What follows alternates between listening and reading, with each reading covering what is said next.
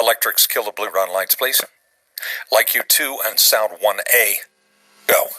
From Arizona Theater Company, this is Hang in Focus with your host, John Daniels. As someone that grew up in Arizona, it's a great way for us to share the work that we do worldwide. And featuring co-host Chanel Bragg. That is our responsibility, is to reflect what is going on in the world. Streaming live from the State Theater of Arizona. So let's do it. Let's really use this moment to re-envision ourselves. Welcome to Hang in Focus, live with Sean Daniels. This is the new Arizona Theater Company. I'm just glad that you're here.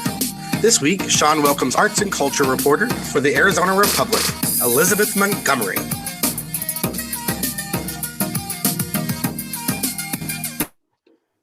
Hello, everyone, and welcome to the show. I'm still blown away by that opening. It's so great, right? I love it.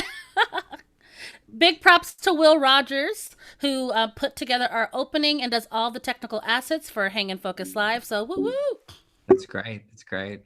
Well, I am thrilled to be here today with it. So just to give kind of an update for people that maybe don't know. So 20 days ago today, we got a COVID diagnosis in our house. Both me and my wife were diagnosed with it. And they said to just assume that if we both had it, that our 2.5-year-old daughter also had it to be able to do it.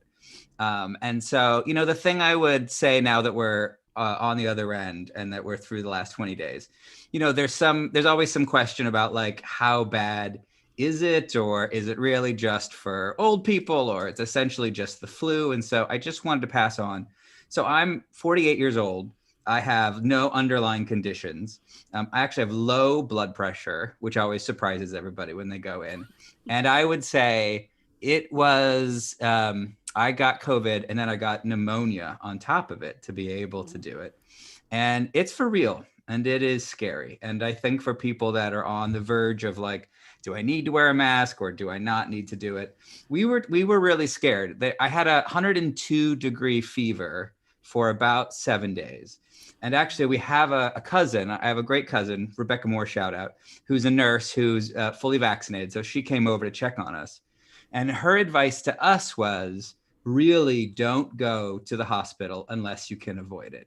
Because what's happening in Maricopa County right now is that if you go there and you have to be, they feel like they have to incubate you or they have to be able to put anything in, like you probably won't make it off of it. And they know that. Right. And so they tell you at the time, we can either put tubes in you or we can just give you enough morphine that you feel better until you pass. So like that's what they're telling people when they go to the hospital. So really don't go to the hospital unless you get up to 104-degree fever, right? And so we were only at 102. We made it. It's now 20 days later. We're kind of on the other end. And, you know, my wife and I had to have those conversations of like, where is the will? Where is the, you know, where's the mortgage to the house? What happens if we don't make it through it? And so the thing I'm just trying to pass on to people is how real it is, you know, because I think especially in Arizona, we sometimes think like, well, I mean, I never thought this, but you go out, right? Like we're a state that has never shut down the entire time to be able to do it. And you go out and it's packed. And actually, if you're really following the statistics, the main people that are passing away are people my age to be able. It's actually not 65 and up, right? It's people who thought they were maybe fine or they'd be able to get past it or they were able, you know, maybe a little lazy about it. And like, that's where it's hitting, right? 22, I think it's like 25 to 44 right now is the biggest spreader of it. And then people in their 40s are the biggest people that are passing away. So it is for real. It's out there. I'm very lucky, you know, in terms We're very lucky that you're to be able to do it. Well, and I just want to give like some big shout outs. We had people who had tents delivered to our house, so our daughter had things to play in. We had Becky Merrill and Nils Emerson, who are our production manager and tech director, made an amazing, like, never-ending lasagna that they brought to our house that, like, fed our family for days. Chanel, you sent over gifts to be able to do it, you know, fun things for Vivian to watch and for, you know, T-shirts for us to be able to wear. And everybody was really fantastic in terms of doing it. But you know, I think we all know it's theoretically for real, but like once it's really in your house, and then once you realize like, oh, you know, your close cousins are saying like, don't go to the emergency room, hold out as long as you can. to be able to do it. And, here's another fun fact I learned. You can actually have like 102-degree fever for about a month, is what she said. Goodness. You won't like it, but you can do it. Right. And so like, that's just where you were. And there was one Sunday in there where like, I didn't know where I was. Like, I was so confused, and we were like, is this the moment where we go to the hospital? And she was like, no, you really can't in COVID times. Like, do not go to the hospital unless it gets to be bad. So I feel like sometimes that's the thing we sort of know in the back of our mind is happening in our community, but we don't really want to be able to focus on. And now that we're on day 20, I just want to pass on to everybody. If it's, it's not about wearing a mask, it's about whether you're wearing 2 masks, right? It's about everything that you're doing to be able to keep your community safe, because when it hits, when it hits for real, it's not like the flu. It's not like, anything else that you go through. It's for real, and it's really scary. And you realize like, oh, this could be the end of it right here.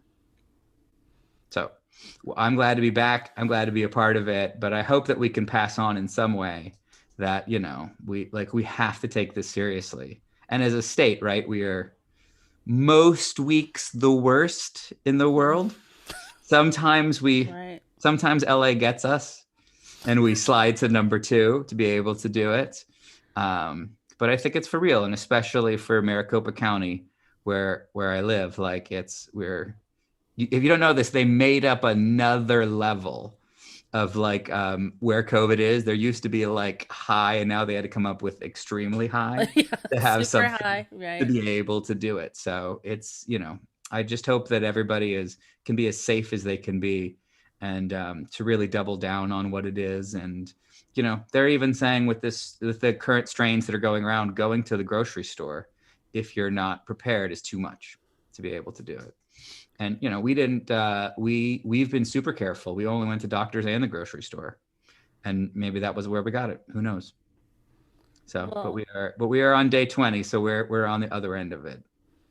We are appreciative you're back. Just to give context to the audience, you just don't know how great it is to see Sean in a meeting after 2 weeks of not being able to be in.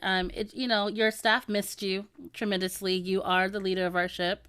And so we're just so grateful that you're back. And thank you for this transparency. Because we've had a lot, especially in our state, a lot of people have contracted COVID. My family members have. I lost a family member just this week to it. So it is happening around us. And this is a good segue to say I got vaccinated just yesterday because I am high risk for, our patrons that know that I am a cancer survivor, but I'm also an extreme asthmatic. And so I am grateful that I was able to get in and get vaccinated. So this is just a cute little public announcement to say, do what you can for your community. That means get vaccinated. That means wear 2 masks. That means take this seriously because it's real, and it's real out there. And Sean is proof of that. And, what is in the news is proof of that. So yeah, I'm so excited you got vaccinated. That's amazing. I am too. My arm hurts though. I was just telling them that my arm feels like it got hit by a Mack truck, but I will take that any day. So yeah. I'm grateful. Yeah, no, definitely. Well, and it's just a reminder, I think, for us at Arizona Theater Company, right? Like that we are doing the right thing by saying that we'll be back performing in the fall. Because at this point we just cannot, we're having great success on digital, and that's wonderful, but we can't guarantee the success of people or the health of people when they get together to be able to do it. And, this is proof of what it is. Oh, and just to give everyone the full context of what it is. I said we all got COVID, right? Of course, my wife, it was 2 or 3 days and she felt better. My 2.5-year-old daughter had a stomach ache. And of course, diarrhea, because every child has to have diarrhea, and to be a part of it. And they were fine. And ultimately that was it, right? So somehow for them, that's what it was. And for me, it was, I felt good. And then suddenly the bottom dropped out and pneumonia kicked in, and which is amazing, right? Is that it's Arizona is literally 85 degrees outside right now, right? So right. Pneumonia has nothing to do actually with what's going on in the world around us. So, but we're very grateful. And a lot of people have reached out to us, and a lot of, subscribers and donors and that. And so we're just grateful for the community to be a part of it, and glad to be on the other end of it now. We're glad you're here. I know. We're so glad we're here. I was like, Sean, Yay! When he came on. So this is a good time for us to introduce our guest of the hour. We're really excited to have Elizabeth Montgomery from Arizona Republic. She's one of their featured writers and fantastic. I do want to say really quickly though, just about our guests that we've had in the past. We're so excited for all the different guests that we have on. And Steve Yockey, who was our first guest for 2021, just received what was it, Best Comedy Series? He got a Golden Globe nomination and he got a Writers Guild nomination. So how cool is that? So just proof that we are bringing you guests with wonderful things that are happening in their lives now in the world. And so we're going to bring on Elizabeth because even Elizabeth has some great news to share with us today. So Elizabeth, come on, put on your camera, say hello to the people. Hi. Hi there. How are you? Good. How are you guys doing? Good. Thank you so much for joining us today. Yes, thanks for having me. I'm super excited to be here today. All right. So you played it perfectly. You waited to have big news until you came on the show, which we appreciate. Can you go ahead and tell us what that is? Well, let's see. Drum roll, please. You have to do it for real. And I've been elected as president of the Arizona Association of Black Journalists. Woo!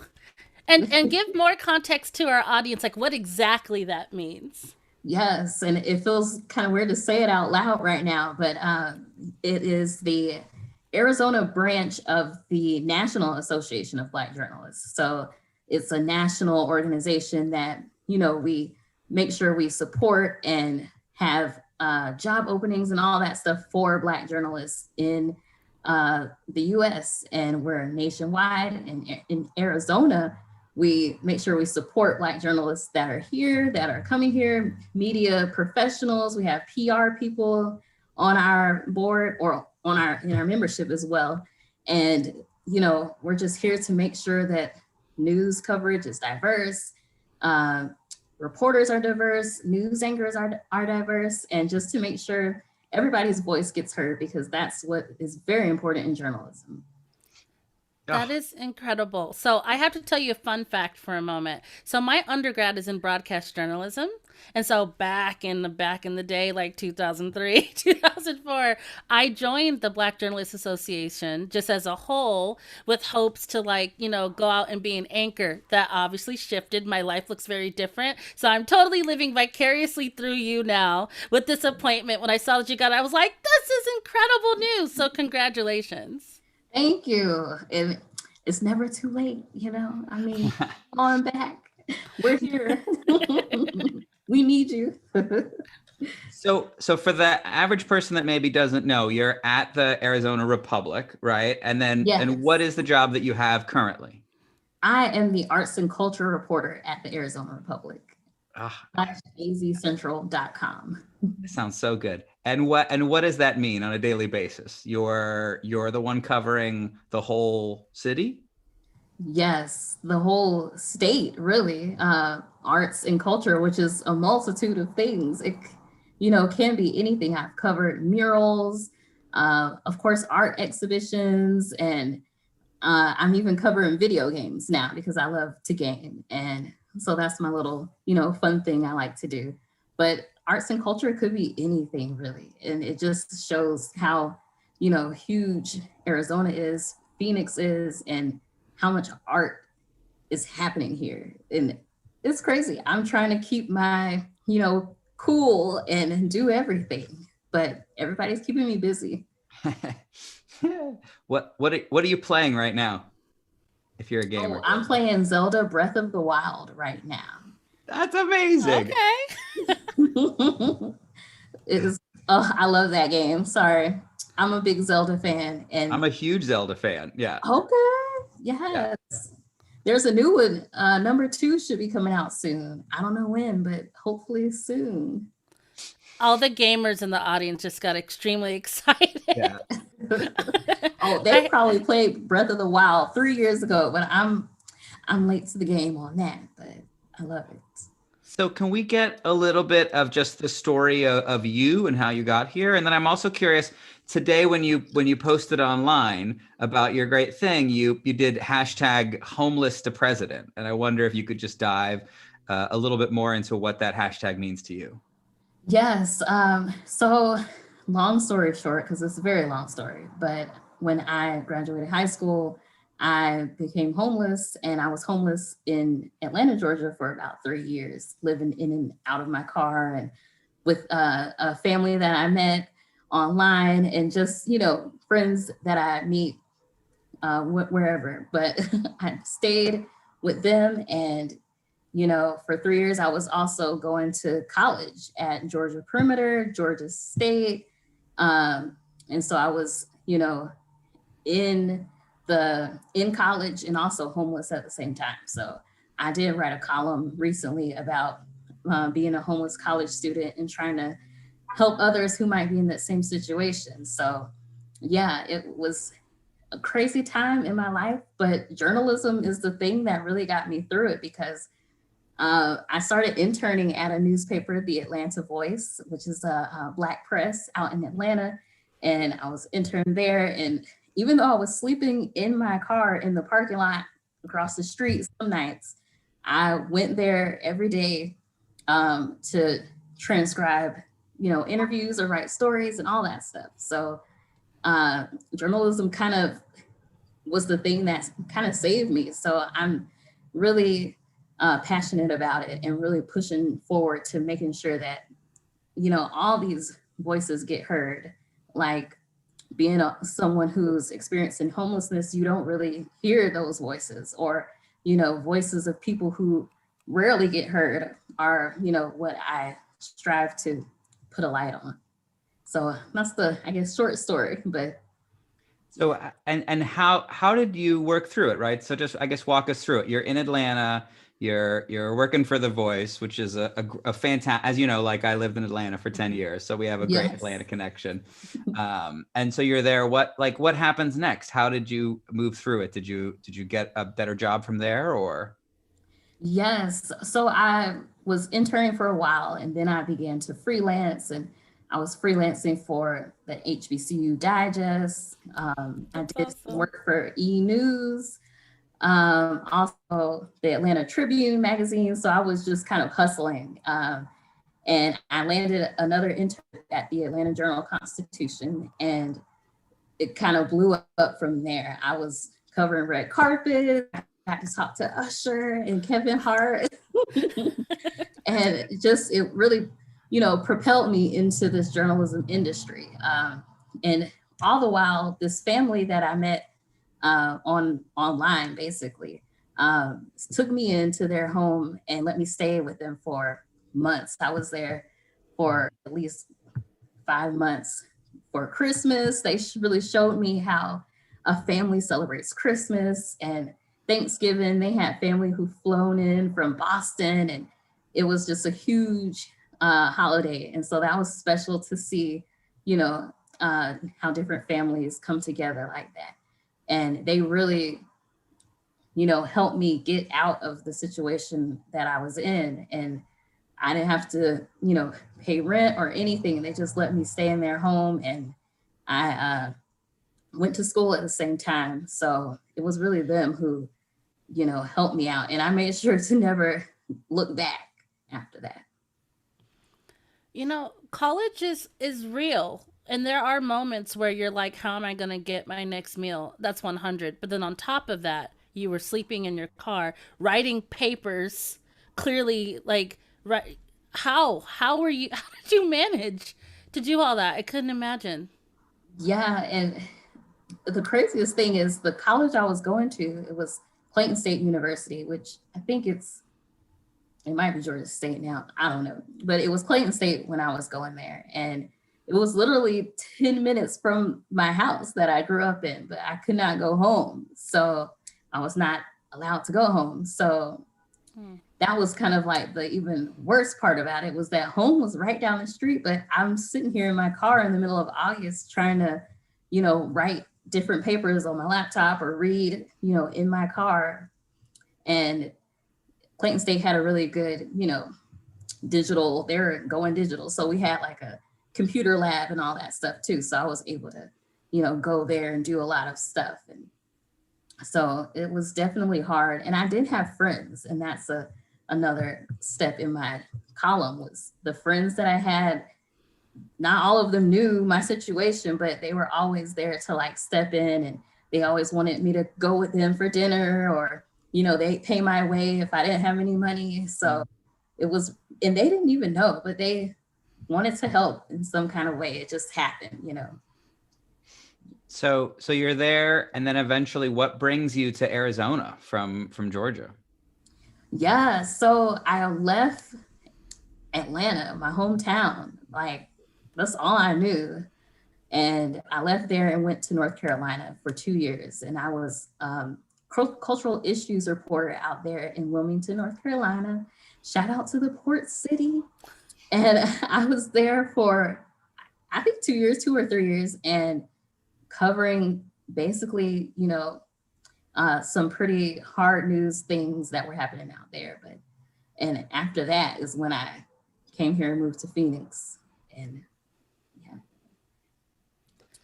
And I saw on your YouTube channel, because I did stalk you a little bit, but on your YouTube channel, you shared like 10 successful tips to travel, to move across the United States. What do you think is the most important tip that you shared?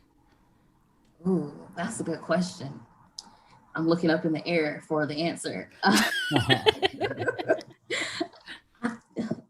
The first thing that popped in my head, and I hate that this is the first thing, but to fix my credit, like I hate credit, and it's so difficult, and I really messed it up when I was homeless. So I did all kind of, you know, loans and all that stuff, just to like have money during those days. And so now I'm paying for it. And I guess moving to Arizona, this is really technical and not fun, but just making sure your credit was good to get an apartment and do all these things that you need to do.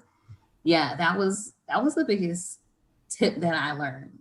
But now that I'm here, I think the biggest thing is to not be here during the summer. Like, biggest tip I have now these days. But yeah, nothing could have prepared me for the summer. Like, no tips or anything could prepare me. And they say it's a dry heat. Don't let that fool you, because it's hot. It's still hot. Well, I think we should show people just how hot. So also on your YouTube channel, Elizabeth does a really, in fact, you can set it up. What exactly are you doing in this video that we can share with our patrons today? Oh man, this video is filmed on the top of the roof of our parking deck at the Arizona Republic. And I basically just, you know, cook dinner in my car. So we'll see how that goes. All right, everyone turn off your cameras. I'm excited to see this again. Today in Phoenix, Arizona, it's going to be 118 degrees. 118 degrees. So why not melt some stuff in my car? Okay, what do we have? We have some eggs, some chocolate, and why not just make a whole frozen pizza?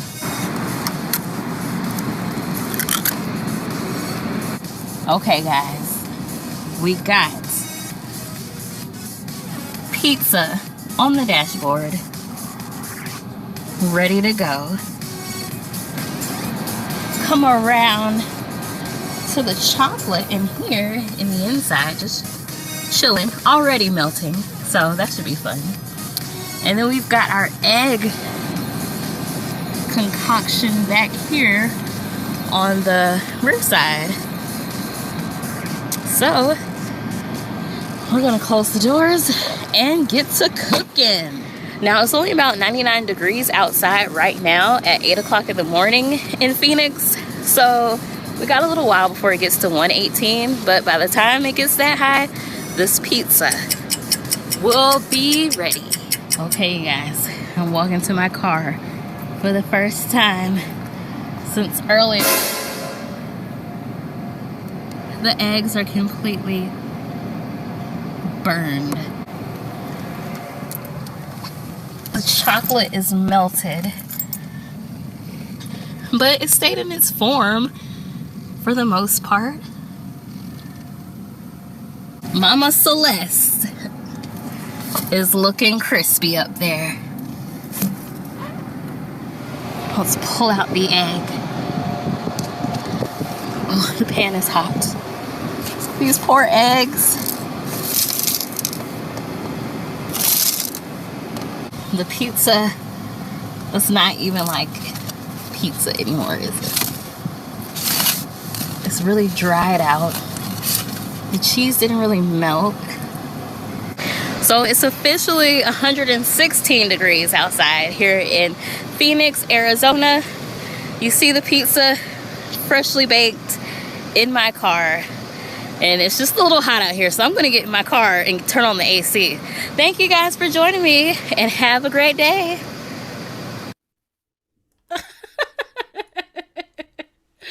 That's so great. That's wonderful. Yeah. You were living every Arizonan kid's dream. I've always wanted to do that. I just never have actually done that. So thank you for showing me what that looks like. I was just over here cracking up. It's been a long time since I've seen that. And even just recording that, I'm like hot the whole time. Yeah, I was telling everyone before, like growing up, cooking eggs on the sidewalk was like a fun summer activity. Yeah, we didn't have the internet back then, so we would go cook eggs, right? Like on the sidewalk, and you can do it, right? Those eggs will burn. Yes, and these eggs basically disintegrated in that car. It was like, I don't have words for it, but you saw what happened. Well, my volume was off, but the crust, when it fell to the bottom of the pan, I audibly laughed again, and I saw it already once today. So I think that's just so great.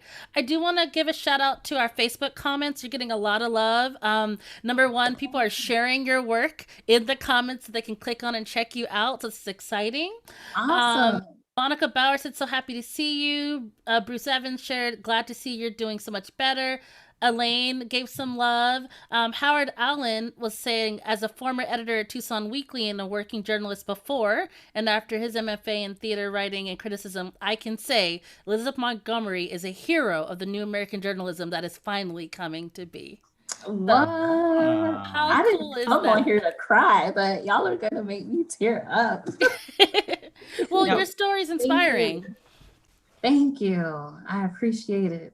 Now, in one of our earlier conversations, you had said like you really loved this job because you felt like it was important to tell these stories, and you felt like nobody else was telling these stories if you weren't covering them. Do you still feel that way? You've been on the job for what now?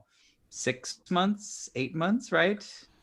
Oh yeah, a year will be April, I think. Oh, okay, a year. This position, yeah. How are you still feeling about that personal mission of yours?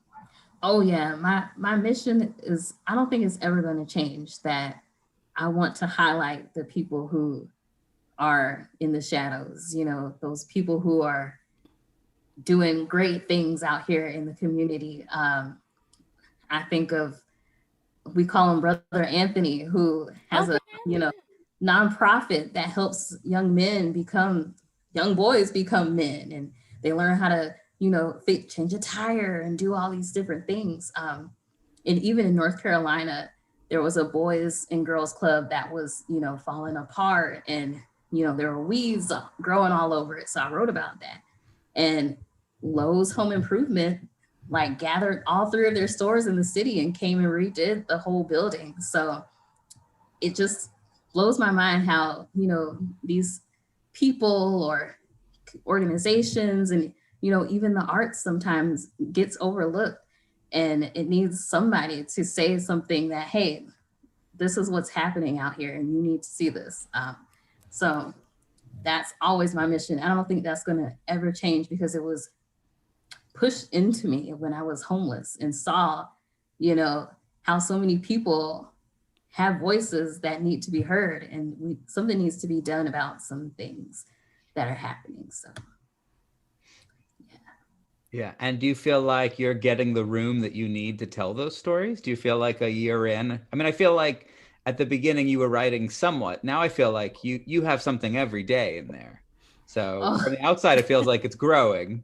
and whatever you're doing internally is working, because I feel like I'm seeing more and more of your work all the time. True. Yes, thank you. And it has definitely been a wild ride because I started right after the shutdown. So trying to report, and my whole thing about reporting is being on the street and, you know, walking around and seeing what's going on in the community. But I haven't been able to do that at all since I started this beat. So just trying to make sure that I'm, you know, covering as many different organizations and events and things like that. Y'all are keeping me busy, but I definitely feel like I'm trying to keep up at the same time. It's a lot going on for it to be, you know, such hard times. And I know people are doing a lot because we have a lot to make up for, because we are not able to do some of the things that we're supposed to be doing right now. So I'm just trying to make sure that the arts and the organizations get some, you know, highlight, because they need to be seen now more than ever, really. Well, you're literally giving a voice to the underrepresented, and that is a powerful mission of mine myself. So we're simpatico in that way. And I just I'm glad that you mentioned Brother Anthony. I also belong to Sister Seeking Phoenix, which is his wife's initiative, which does a lot of great work within the community as well. Are there any other people or voices that you're like, I can't wait till I get to write about them? Like, do you like a top 3 of who you can't wait to interview? Because when you interviewed me, I was, number one, I felt like I was just talking to my friend that I've known for a million years. It never felt once like, oh, I'm being interviewed by the Republic right now. So you have such a nice, wonderful spirit and gentle like rapport with people. And so who would you want to interview? Like your top 3 in the Valley that you're like, I got to make sure I connect with these people?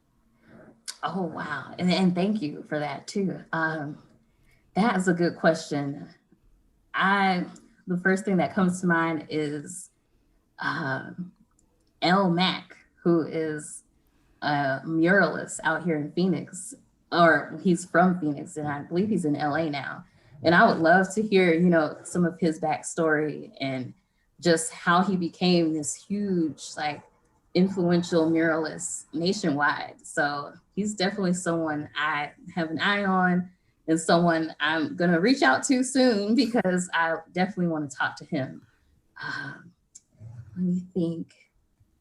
And another one. They're coming to me now. I want to talk more about gaming and gamers, of course. And there's a lot of gamers online, but you don't really know where people live. So I want to highlight some gamers that are in Arizona, doing big things in the esports community. I know Maricopa Esports is doing a lot of things out there. So definitely want to talk to them. And then Fallout Games, which is an awesome like used game store. I want to speak to them. So it's a long list, and I should have made a list for this reasons, just in case they're watching. Well, our stage manager, Taj Oates, is a huge gamer. And so you already have his contact information because he let you know how to come onto the show today. So make sure you reach out to Taj, because he might be a great one for the community as well. Yeah, awesome. Now, do you feel like, you know, I think what's amazing about what you're doing is that so often the Arizona Republic gets a bad rap in terms of not really being a local paper, right? Just being secretly USA Today with a different title on the front of it, right? And you're really pushing like a local connection. Do you feel like you're getting the support internally to really make the case for the arts, to make the case for these local connections? Do you feel like that they're behind you on that? Is that a dangerous question to ask? Well, it's over there a little bit, but I'm happy to answer. And personally, I guess I feel that the Republic does highlight a lot of local things that are going on. Specifically in our dining community, we have such an amazing dining team who has really, you know, taken over what restaurants are opening, what restaurants are closing. One of my colleagues I don't want to put her on the spot. Priscilla, she has these amazing stories of different chefs and what they're going through during this time. So she's someone who I really love looking at her work. And I try to, tell those same type of hyper local stories that really showcase what local chefs are going through during this time. So I really want to dig deeper into those like people-centric stories too, or what are different artists going through right now, and what are different theaters and organizations going through right now, besides the fact that you all have different events and stuff happening, but what's the bad stuff that's going on? I want to hear more of that too, because I think other people need to hear that as well. And I think I do have a good support system there for those types of stories. And if I have a story that I want to, pursue, I always have the full support of all of those, and of my editors and all of those people. So I am grateful for that. Oh, I mean, that's amazing to hear, because I think especially in the arts community, if we don't have someone internally pushing those things, I mean, we can send out all the press releases we want, but I'm sure, right, it takes someone on the inside being a real champion for us and for all the arts. And so that's what feels so amazing since you came on, is it just feels like the volume of stories has increased. And also, just to your point, like the specificity of the personalness of who these people are and who we are, right? Because we are all living in Arizona trying to make work for Arizonans. And that's really easy to get lost, and especially easy to get lost in COVID times when there are an election year, and like there are so many big stories. It would be really easy for us to be pushed all the way out of the paper, but you're the one making sure that that doesn't happen. And so that's what we're so deeply grateful for. Yeah, and just to piggyback off of that a little bit, there is support internally and support externally, but I would love more support externally. I want to know more stories of what's going on in the community and what people are going through right now. I definitely get a lot of tips on different shows and, different initiatives that are happening, those big news items, but I definitely want more people coming to me if they have, I wrote about how a school had to leave out of Metro Center Mall because the mall closed. So I want to write more stories like that people are going through certain things, and other people, the public needs to know about it. So how can we support you more? How can the average person support you more, or contact you with their ideas? How best to do that? Yes, my email is emontgomery@azcentral.com. And also I'm on social media as well. My social media handles are Emont News on Twitter.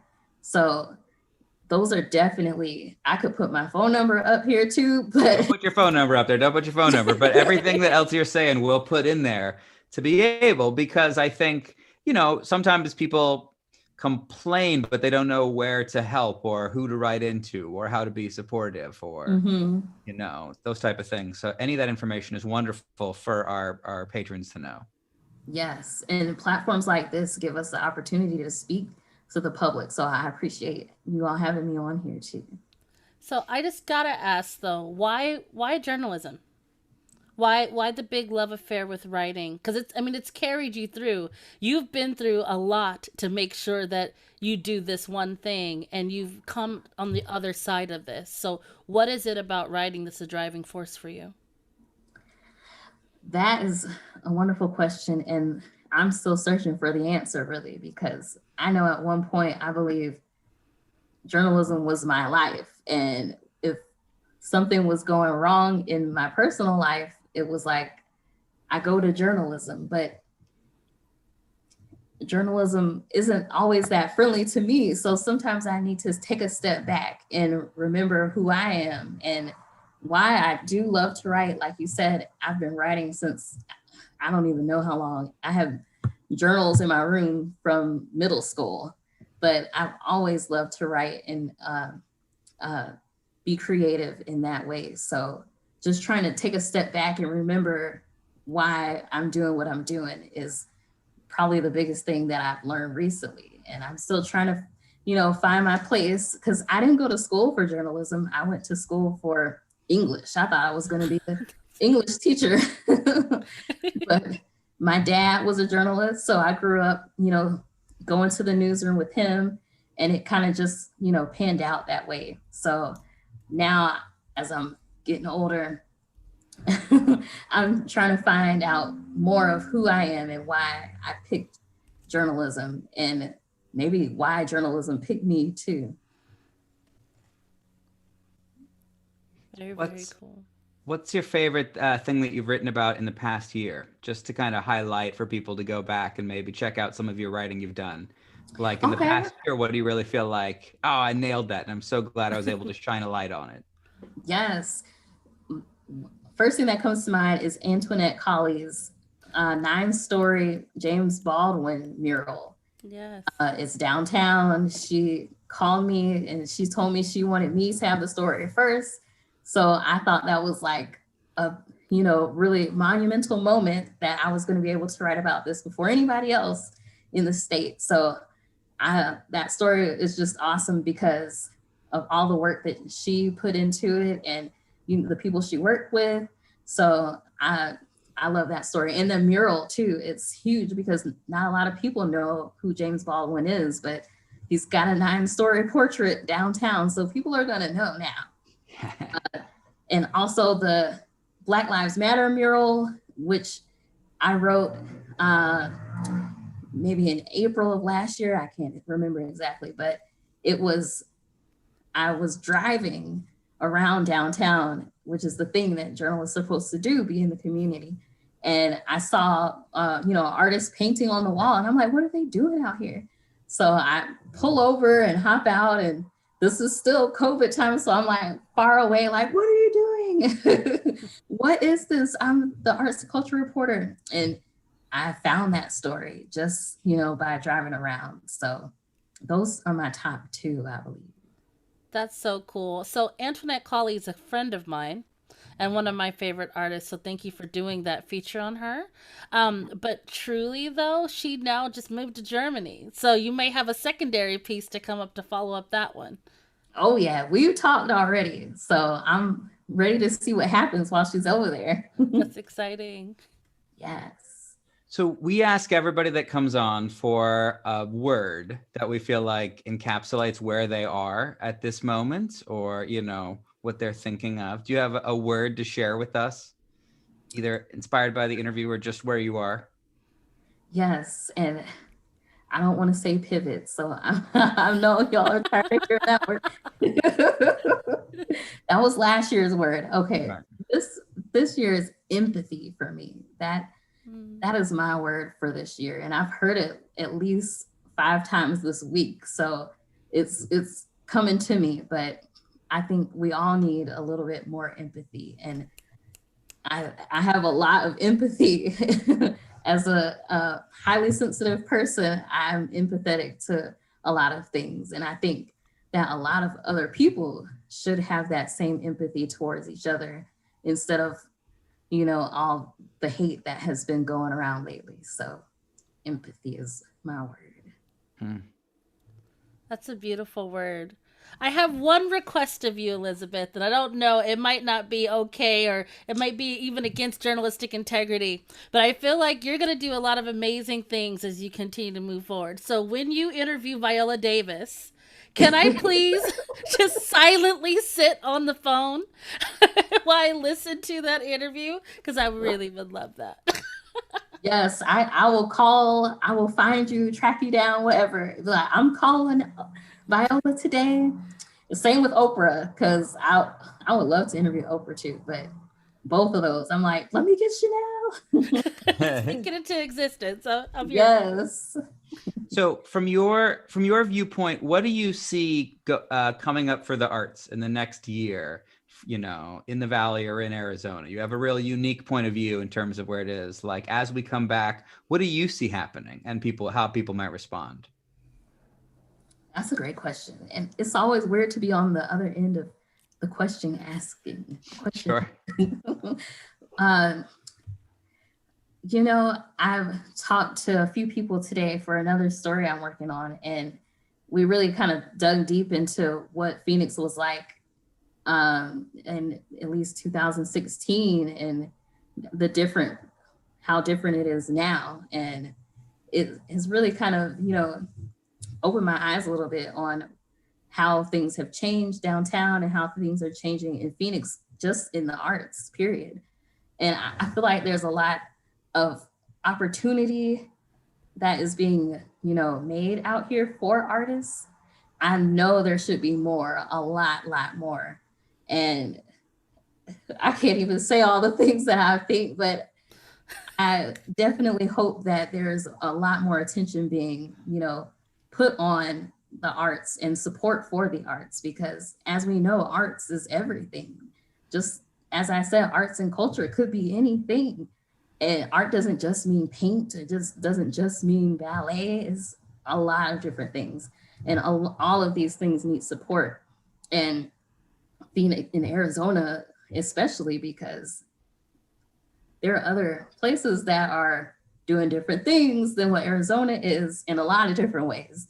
But as far as the arts, I think a lot more attention needs to be brought to them, and a lot more support needs to be brought in as well. Because if we are one of the largest, fastest growing cities, a lot of artists are going to be coming here too. And a lot of different art organizations are going to be starting, or, so we need to have that support here already, and not, just trying to give us the bare minimum. I love that. I mean, we all love It's like, that. preach. I know. No, as art makers, it matters. It matters to have that support on that side. Truly, if you don't get something reviewed, then how do people go look at it? If you don't get someone to say it's happening, then how do people know? We may be the 5th largest city in the nation, but weirdly, we are all secluded in our own little points of the state, whether we're in Peoria or we're in Maricopa or we're in Gilbert. Like, we're all in these little silos and pockets that if it wasn't for the Arizona Republic, we genuinely would not know what's going on. And so it's vital and it's necessary. And thank you for that work. Thank you.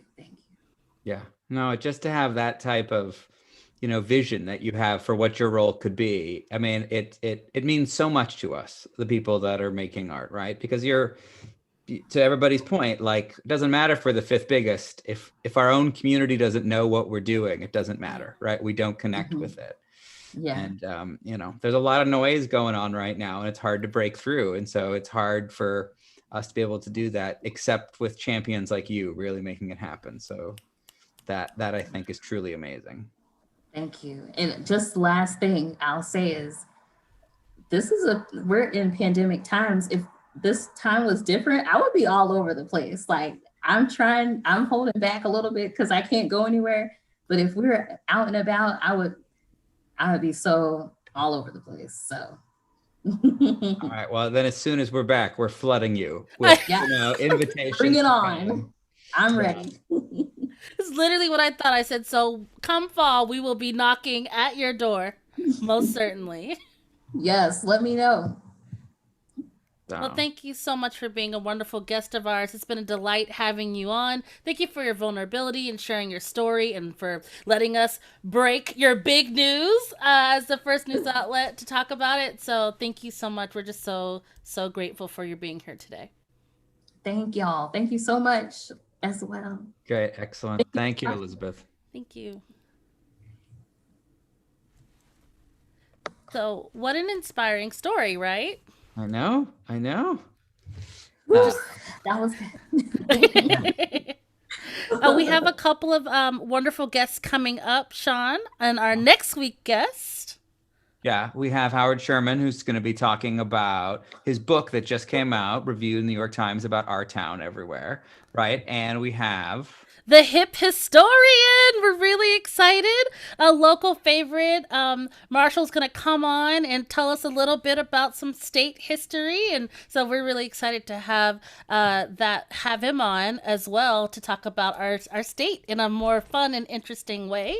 So check out our socials. We will be letting you know as our guests are coming up every week. And I also want to give a personal shout out again to Will Rogers for creating our next installment of our Black History Month message. And you can see that on the call board coming up right now. Great. Thank you, everybody. Thanks for tuning in. Thank you.